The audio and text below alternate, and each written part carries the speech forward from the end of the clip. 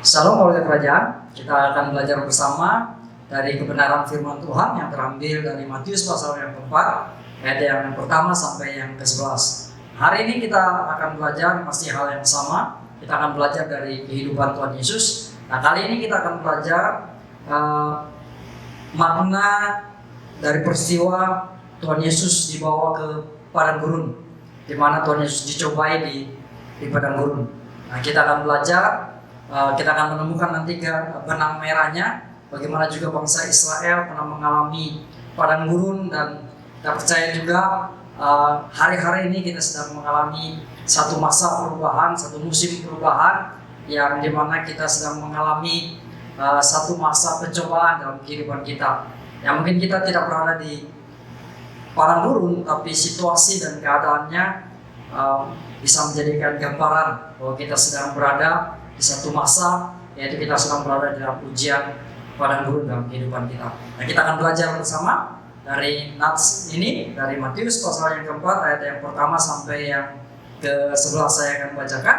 Maka Yesus dibawa oleh Roh Kudus, dibawa oleh Roh ke padang gurun untuk dicobai iblis. Dan setelah berpuasa 40 hari dan 40 malam, akhirnya laparlah Yesus. Lalu datanglah si pencoba itu dan berkata kepadanya, "Jika engkau anak Allah, perintahkanlah supaya batu-batu ini menjadi roti." Tapi Yesus menjawab, "Ada tertulis, manusia hidup bukan dari roti saja, tetapi dari setiap firman yang keluar dari mulut Allah." Kemudian iblis membawanya ke kota suci dan menempatkan dia di hubungan bait Allah. Lalu berkata kepadanya, "Jika engkau anak Allah, jatuhkanlah dirimu ke bawah. Sebab ada tertulis mengenai engkau, ia akan memerintahkan malaikat-malaikatnya, dan mereka akan menantang engkau di atas tangannya, supaya kakimu jangan terantuk batu." Yesus berkata kepadanya, "Ada pula tertulis, jangan engkau mencobai Tuhan Allahmu." Dan iblis membawanya pula ke atas gunung yang sangat tinggi, dan memperlihatkan kepadanya semua kerajaan dunia dengan kemegahannya. Dan berkata kepadanya, "Semua itu akan kuberikan kepadamu jika engkau sujud menyembah aku." Maka berkatalah Yesus kepadanya, "Enyahlah iblis, sebab ada tertulis engkau harus menyembah Tuhan Allahmu, dan hanya kepada Dia sajalah engkau berbakti." Lalu iblis meninggalkan dia, dan lihatlah malaikat-malaikat datang melayani Yesus. Nah, kita akan belajar bersama mengapa Roh Kudus membawa Yesus ke padang gurun untuk dicobai oleh iblis. Kita tahu bahwa Yesus adalah Tuhan, 100% dia Tuhan dan 100% manusia. Dan kita tahu bahwa Yesus datang ke dunia ini, lahir melalui perawan Maria dengan misi untuk menyelamatkan umat manusia dari dosa. Karena begitu besar kasih Allah pada dunia ini, sehingga Ia mengaruniakan anaknya yang tunggal, yaitu Yesus Kristus. Barang siapa percaya kepada Tuhan, maka akan beroleh keselamatan, akan diselamatkan. Nah, kita akan melihat alasannya mengapa Roh Kudus membawa Yesus ke padang gurun untuk dicobai. Dari Matius pasal 4 ayat yang pertama dibuka dengan kata maka. Nah, di situ kata maka Yesus dibawa oleh Roh ke padang gurun untuk dicobai. Ada alasannya. Nah, kita akan menemukan alasannya, yaitu di Matius pasal yang ketiga ayat 16 sampai yang ke-17. Nah, dari alasan ini kita akan mengetahui mengapa kita sebagai anak-anak Tuhan hari-hari ini kita mengalami masa yang sama, mengalami satu musim yang sama dengan Tuhan Yesus, yaitu kita diperhadapkan ke padang gurun untuk kita dicobai, untuk kita diuji oleh situasi dan keadaan yang sedang terjadi hari-hari ini. Matius pasal 3 ayat yang ke-16 sampai yang ke-17, di situ dikatakan, "Sesudah dibaptis, Yesus segera keluar dari air, dan pada waktu itu juga langit terbuka, dan Ia melihat Roh Allah seperti burung merpati turun ke atasnya. Lalu terdengarlah suara dari surga yang mengatakan, 'Inilah anakku yang kukasihi, kepadanya lah aku Kenan. Nah, setelah peristiwa itu dikatakan ayat yang keempat, maka Yesus, pasal yang keempat ayat yang pertama, maka Yesus dibawa oleh Roh ke padang gurun untuk dicobai. Di sini kita menemukan alasannya mengapa Yesus dibawa ke padang gurun untuk dicobai oleh iblis. Karena Yesus telah dibaptis. Ingat, sebelum Yesus dibaptis, dia datang kepada Yohanes Pembaptis. Yohanes Pembaptis berkata bahwa aku nggak layak untuk buka tali kasutmu, ya, dan seharusnya engkau yang membaptis aku. Tetapi Tuhan Yesus berkata, biarlah kita menggenapi kehendak Tuhan dalam kehidupan mereka berdua, dalam misi mereka untuk menggenapi rancangan Tuhan dalam kehidupan mereka, yaitu misi Yesus untuk datang menyelamatkan kita umat manusia dari dosa. Nah, dari peristiwa ini kita tahu setelah Yesus dibaptis dan Roh Kudus turun atasnya, kemudian ada suara yang berkata, yaitu suara Bapa di surga, inilah anakku, kepadanya aku berkenan. Yesus dibawa ke padang gurun untuk diuji, dicobai oleh iblis. Karena kita akan mengalami 3 baptisan. Yang pertama adalah baptisan air sebagai tanda bukti pertobatan.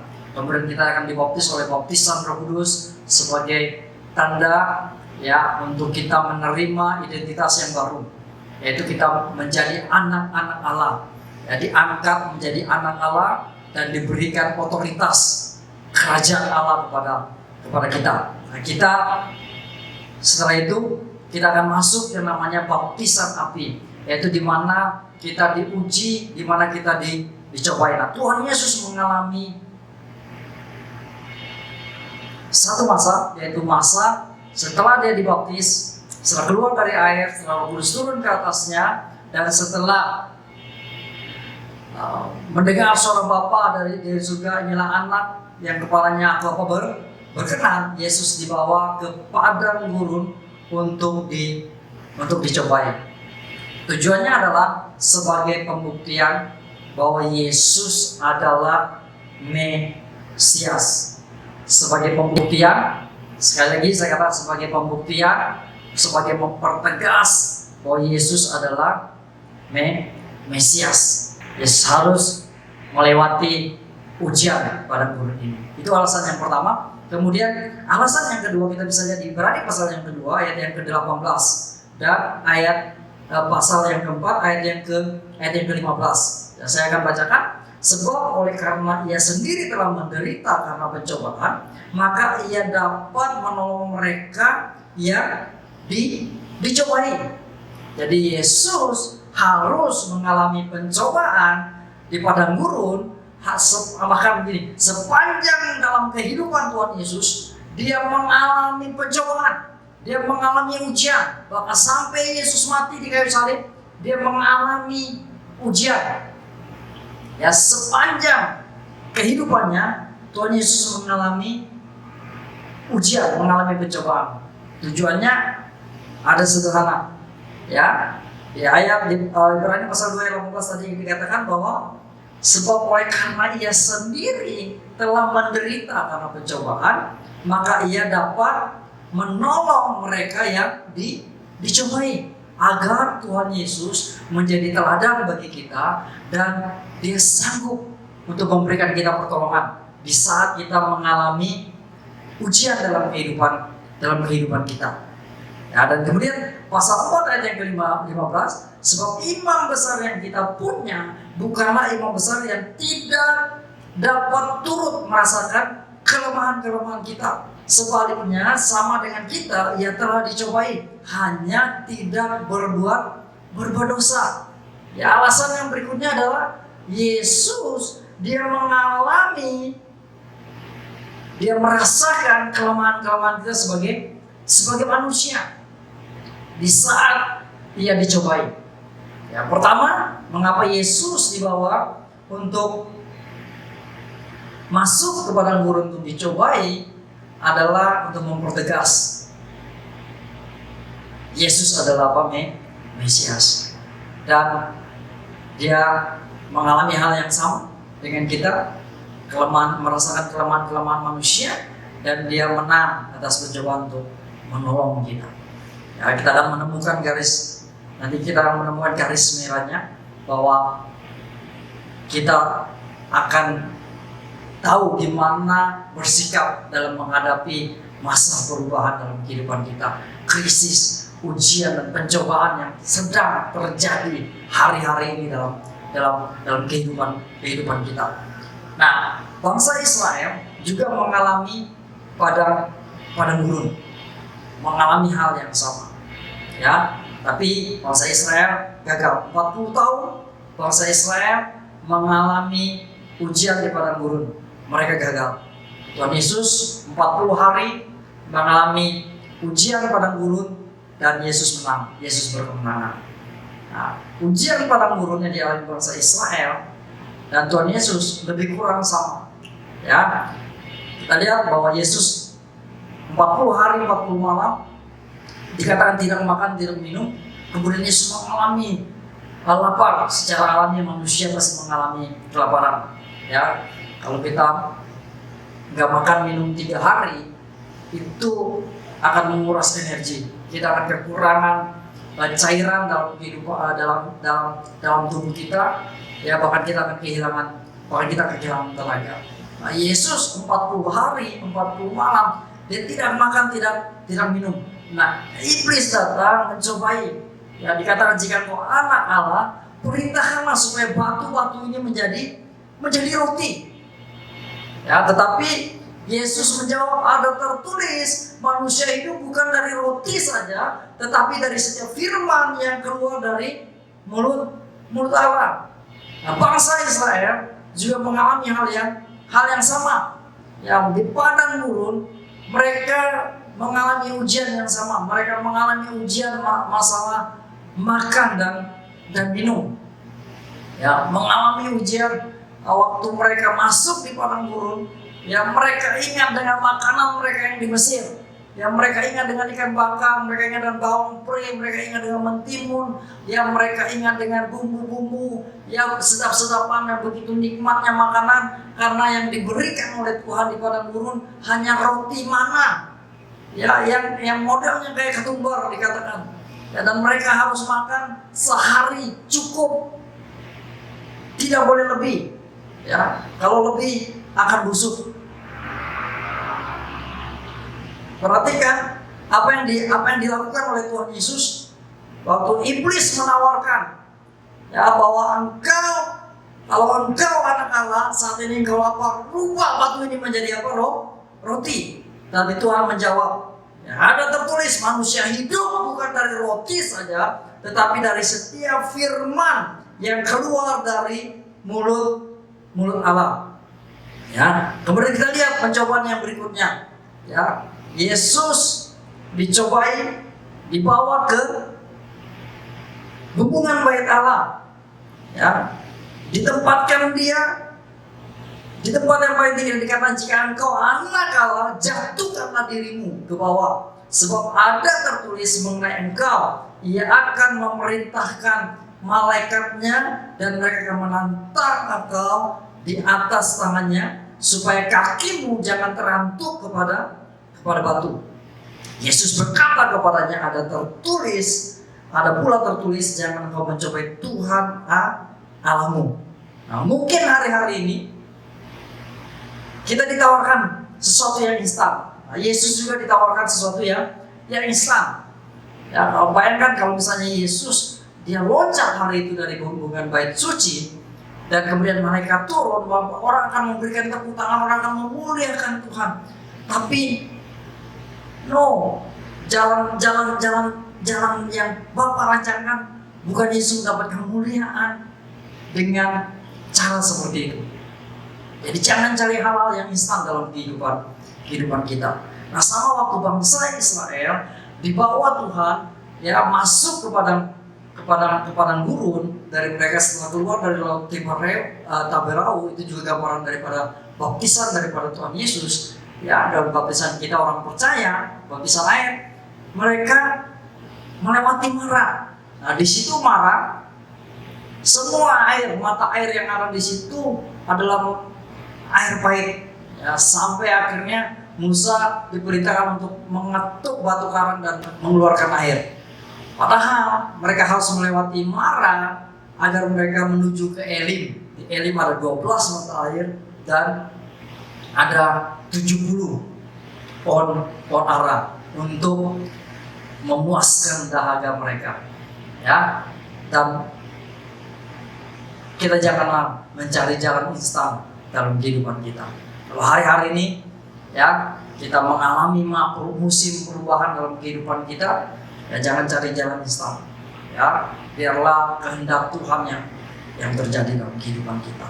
Nah, percobaan yang berikutnya ya adalah Tuhan Yesus diuji oleh iblis untuk menyembah iblis.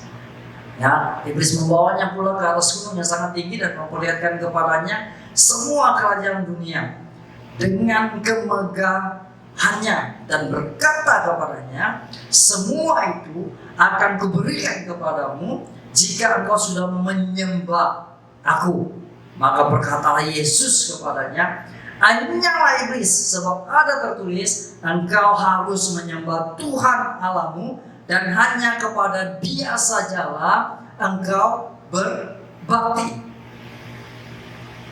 Nah, dalam situasi kondisi hari-hari ini, ya kalau kita melihat dari peristiwa ini, tiba-tiba kita kegiatan ibadah di seluruh Taiwan itu diberhentikan sementara.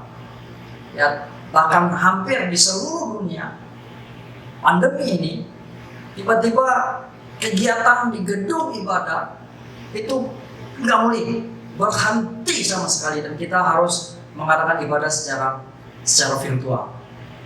Ya, hari-hari ini ya, ibadah kita beralih ke virtual. Kita sedang diuji.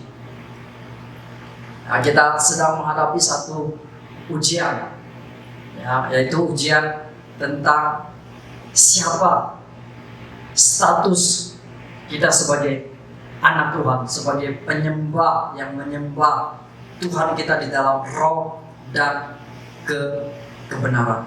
Nah, bangsa Israel juga mengalami hal yang sama. Ingat peristiwa waktu Musa naik ke Gunung Sinai.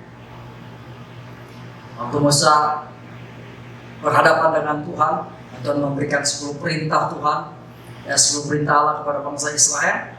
Nah, bangsa Israel nunggu kelamaan dan mereka nunggu di tepi gunung Sinai. Apa yang mereka kerjakan? Mereka paksa Harun untuk membuat lembu, anak lembu, untuk mereka sembah, dewa Mesir. Ya, mereka lepas anting-anting mereka, semua perhiasan emas mereka lepas untuk mereka buat itu untuk menjadi anak lembu sembahan mereka. Sehingga waktu Musa turun, Musa marah, dia hancurkan, dijadikan debu dan disuruh minum mereka, ya, disuruh makan sama Musa.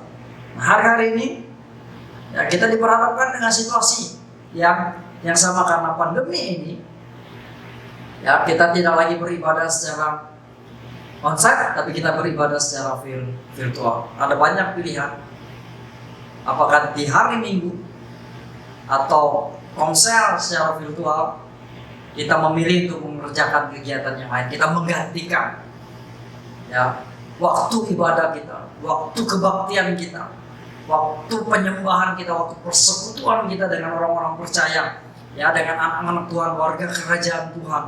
Nah, kita gantikan dengan yang lain. Hari-hari ini kita diperhadapkan dengan cobaan dan ujian yang sama. Nah, pertanyaannya adalah mengapa padang gurun? Mengapa Tuhan membawa kita ke padang gurun, membawa bangsa Israel ke padang gurun? Bahkan Dia yang adalah Mesias, Dia yang adalah Tuhan, Dia yang adalah Juru Selamat, Dia adalah Raja, segala raja dalam kehidupan kita dibawa ke padang gurun. Ya, yang pertama bahwa bagi Yesus adalah untuk membuktikan bahwa Dia adalah Israel yang sejati, bahwa Dia adalah Mesias, Juru Selamat umat manusia. Nah, kita lihat Ulangan pasal yang ke-8 ayat yang ke-2 sampai yang ke-3. Di sini kita akan menemukan alasannya mengapa bangsa Israel dibawa ke padang gurun.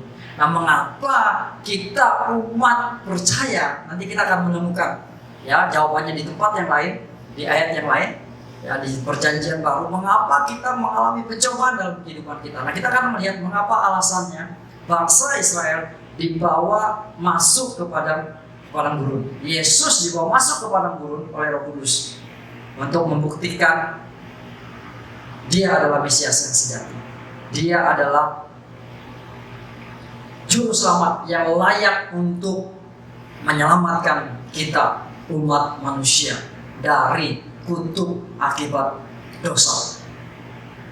Ya, saya akan bacakan Ulangan pasal 8 ayat yang ke-22 sampai yang ke-3. Ingatlah kepada seluruh perjalanan yang kau lakukan atas kehendak Tuhan Allahmu di padang gurun selama 40 tahun ini, dengan maksud merendahkan hatimu dan mencobai engkau untuk mengetahui apa yang ada dalam hatimu, yakni apakah engkau berpegang kepada perintahnya atau tidak.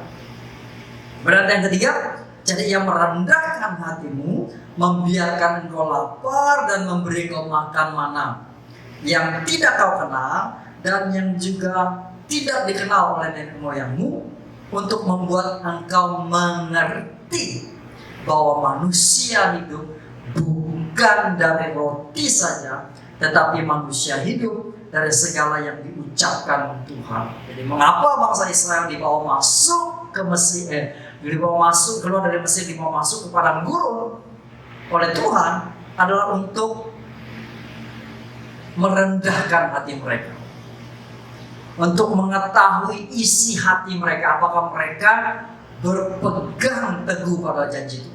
Nah, hari-hari ini hal yang sama dengan kita, ya. Dan bangsa Israel juga dibawa masuk kepada mulut, mereka mengerti bahwa mereka hidup bukan dari makanan saja, ya, dari roti saja, tapi dari apa? Firman yang keluar dari mulut Tuhan. Bahwa kita mempercayai Tuhan sepenuhnya, mempercayai janji-janji Tuhan, itu jauh lebih penting daripada apa?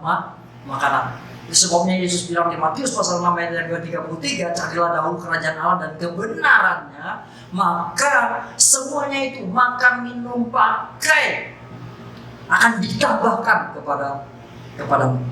Jadi ujian padang gurun, kalau hari-hari ini kita menghadapi masa-masa perubahan, kita menghadapi satu masa krisis, ya, di tengah pandemi ini, kita belajar, ya, supaya kita merendahkan hati di hadapan Tuhan. Kita belajar mengakui keterbatasan kita sebagai manusia. Kita tidak bisa hidup dengan kekuatan kita, tapi kita harus bergantung dengan kasih karunia Tuhan. Kita harus bergantung dengan pertolongan Tuhan. Kita harus bergantung dengan pimpinan dan tuntunan Roh Kudus dalam kehidupan kita. Kita harus mempercayai janji-janji Tuhan dalam kehidupan kita. Nah, supaya Tuhan mengetahui isi hati kita. Ya, setelah kita dibaptis, kita menerima Yesus sebagai Tuhan dan Juru Selamat kita. Ya, kita bukan cuma sekedar sampai di situ, tapi sebagai anak-anak Tuhan, sebagai warga kerajaan Allah, sebagai anak-anak Tuhan yang diberikan otoritas kerajaan Allah, maka kita harus diuji, ya, karakter kita diuji, iman kita diuji, ya, dengan apa? Pencobaan-pencobaan yang kita alami itu mempertegas siapa kita, anak-anak Tuhan. Ya, iman kita diuji, ya, isi hati kita. Tuhan mau tahu isi hati kita, apa kita mencintai Tuhan lebih dari segalanya, ya, lebih dari uang, lebih dari harta, lebih dari segala yang ditawarkan oleh apa? Oleh dunia ini. Jadi bersyukurlah kalau kita diperhadapkan dengan situasi dan kondisi hari-hari ini.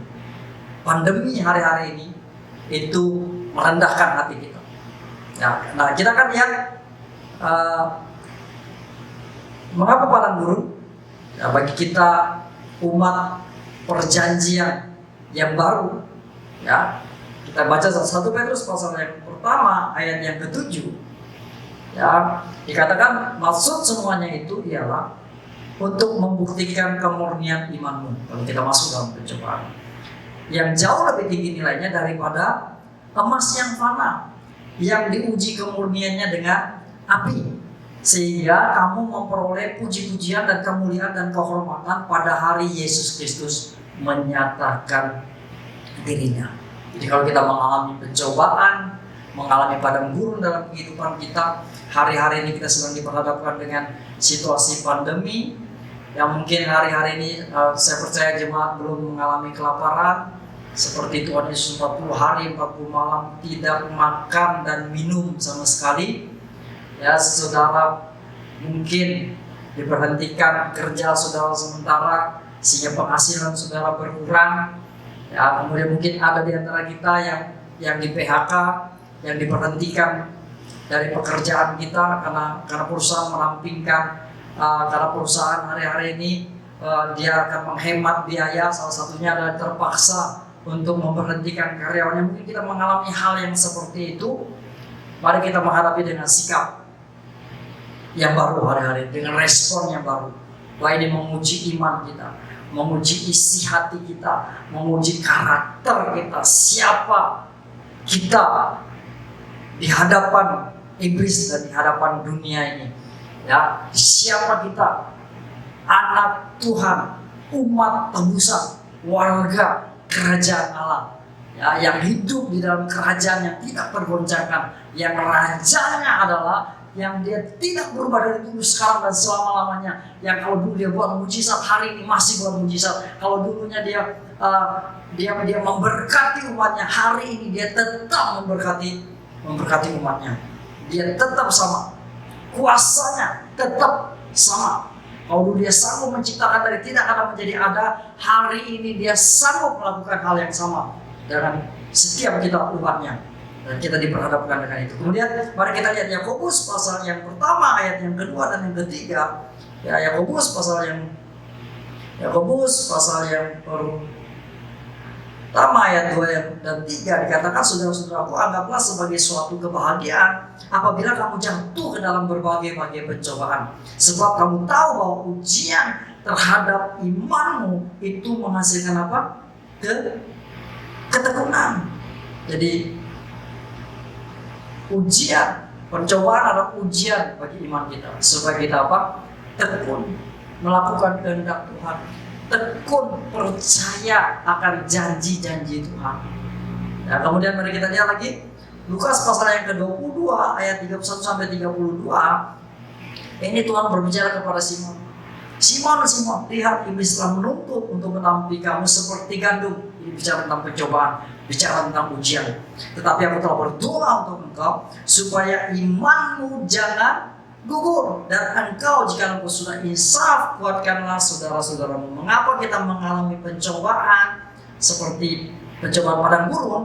Adalah tempat pembuktian dan pemurnian iman dan karakter kita. Nah, setelah kita menang dari pencobaan, dari ujian, Tuhan minta kepada Petrus dikatakan untuk menguatkan saudara-saudara seiman. Ibrani pasal 2 ayat yang 18 tadi dikatakan bahwa Yesus mengalami pencobaan supaya dia bisa menolong kita yang juga mengalami hal yang sama, ya, menderita karena pencobaan. Ya, Tuhan izinkan ini terjadi, ya, bahkan Tuhan sejak lahir sampai kematiannya dia mengalami pencobaan, dia dicobai oleh iblis, ya, dia mengalami ujian sebagai pembuktian bahwa dia adalah Mesias, dia adalah Juru Selamat. Nah, hari ini kita juga diperhadapkan dengan hal yang sama. 1 Korintus 10 ayat yang ke-13, pencobaan-pencobaan yang kamu alami ialah pencobaan-pencobaan biasa yang tidak melebihi kekuatan manusia, sebab Allah setia, dan karena itu Ia tidak akan membiarkan kamu dicobai melampaui kekuatanmu. Pada waktu kamu dicobai, Ia akan memberi kepadamu jalan keluar sehingga kamu dapat menanggungnya. Saudara, hari-hari ini diperhadapkan dengan pencobaan, saudara dan saya diperhadapkan pencobaan, yakinlah bahwa itu tidak melebihi kekuatan kita. Dan Tuhan akan memberikan kesanggupan kepada kita untuk menanggung segala masalah yang terjadi dalam kehidupan kita. Persoalan yang timbul akibat pandemi ini, Tuhan memberikan kepada kita kemampuan. Nah, kalau kita dipimpin oleh Roh Kudus, Roh Kudus adalah penolong kita. Roh Kudus adalah roh kebenaran yang akan memberitakan kepada kita hal-hal yang akan datang. Dia akan memberitahukan kita. Dia akan memberikan kita hikmat bagaimana untuk kita melalui semuanya, melewati semua ujian di masa-masa pandemi ini. Ya, mari kita lihat juga 1 Timotius pasal yang ke-6 ayat yang ke-9 dan 10. Tetapi mereka yang ingin kaya terjatuh ke dalam pencobaan, ke dalam jerat dan ke dalam berbagai-bagai nafsu yang hampa dan yang mencelakakan, yang menenggelamkan manusia ke dalam keruntuhan dan kebinasaan. Karena akar segala kejahatan ialah cinta uang. Sebab oleh memburu uang, beberapa orang telah menyimpang dari iman dan menyiksa dirinya dengan berbagai-bagai duka. Hari ini sama seperti Yesus diperhadapkan untuk Yesus mencari jalan yang instan, untuk mencari semua kemegahan dari dunia ini, untuk memfasilitasi kehidupannya dia, untuk mensupport pelayanannya. Yesus menolak iblis. Nah, hari-hari ini Tuhan sedang menguji isi hati kita.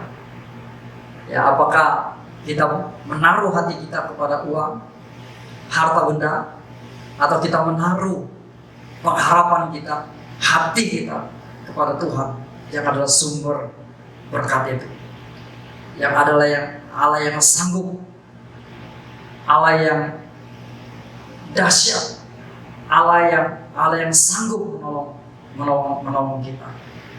Nah, puji Tuhan, kita sudah mendengarkan kebenaran firman Tuhan hari ini, bahwa ujian padang gurun terjadi dalam kehidupan kita adalah untuk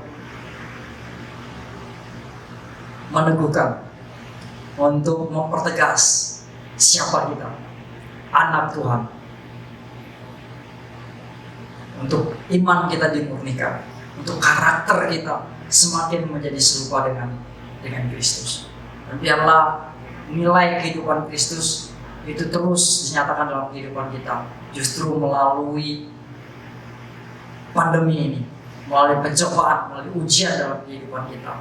Biarlah buah roh itu keluar semakin nyata dalam kehidupan kita, menjadi karakter yang luar biasa dalam kehidupan kita.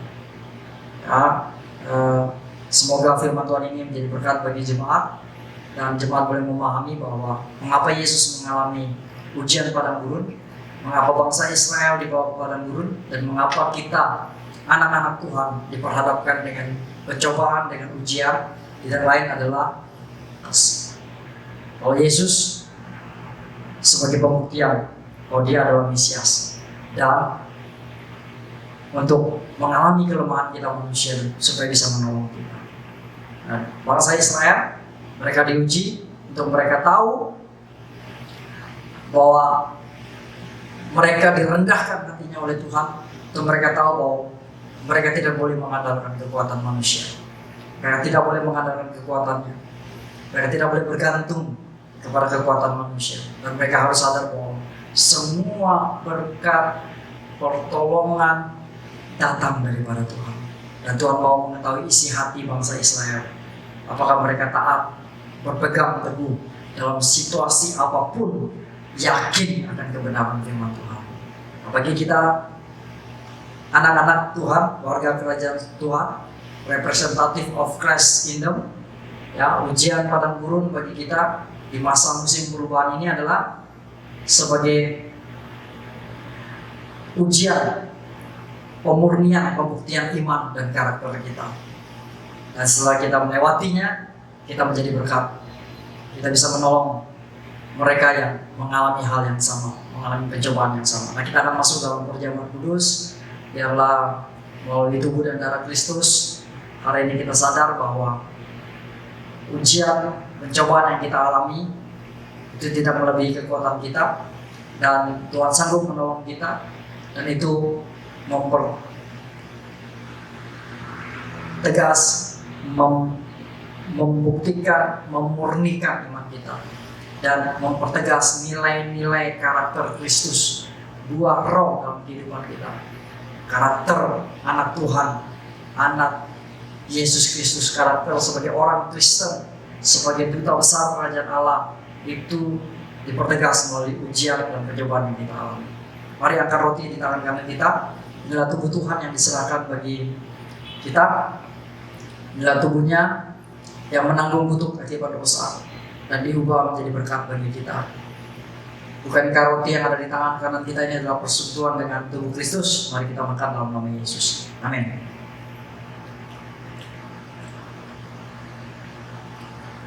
Mari kita ambil cawan. Inilah darah Tuhan Yesus Kristus yang dicurahkan di atas Kalvari, yang mentahirkan kita, yang menyucikan kita, sehingga tembok pemisah, yaitu dosa, tidak lagi menghalangi kita untuk datang menghadap tata kasih karunia dan menerima kebenaran yang berasal daripada Tuhan Yesus Kristus menyertai kehidupan kita. Inilah cawan perjanjian yang baru. Sudah percaya katakan amin. Mari kita minum dalam nama Yesus. Bapa, kami bersyukur, kami berterima kasih buat firman-Mu, kami berterima kasih buat tubuh dan darah-Mu. Kami tahu bagaimana kami bersikap dalam menghadapi ujian dan percobaan dalam kehidupan kami, menghadapi krisis dan perubahan. Dan sebentar kami akan percaya bahwa kami akan menerima berkat-Mu, dan percaya bahwa ibadah kami tidak berakhir hanya di waktu ini saja, tapi ibadah kami yang sejati adalah di rumah kami, di tempat pekerjaan kami, dimanapun kami berada.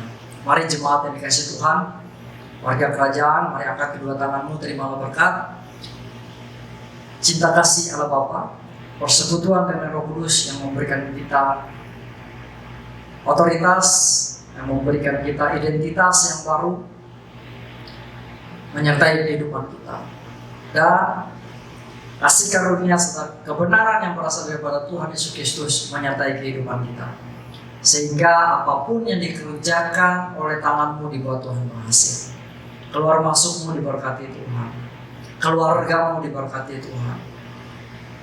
Pulanglah, terimalah berkat ini di dalam nama Bapa, Putra, dan Roh Kudus, yaitu dalam nama Tuhan Yesus Kristus. Amin. Tuhan Yesus memberkati. Sampai ketemu di ibadah yang berikutnya.